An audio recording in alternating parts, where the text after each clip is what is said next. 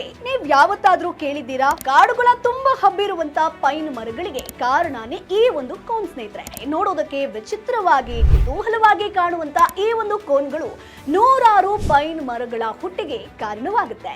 ಸಣ್ಣ ಸಣ್ಣ ಮಡಿಕೆಗಳಿರುವಂತ ಕೋನ್ ಅದರ ತುಂಬಾ ಪೈನ್ ಮರದ ಬೀಜಗಳನ್ನ ಶೇಖರಣೆ ಮಾಡಿಟ್ಕೊಳ್ಳುತ್ತೆ. ಅಂದ್ರೆ ಸೂಕ್ತ ಸಮಯಕ್ಕೆ ಆ ಬೀಜಗಳನ್ನ ಗಾಳಿಯಲ್ಲಿ ಹರಡೋ ಮೂಲಕ ದೊಡ್ಡ ದೊಡ್ಡ ಪೈನ್ ಕಾಡುಗಳನ್ನ ಇವು ಸೃಷ್ಟಿಸುತ್ತೆ.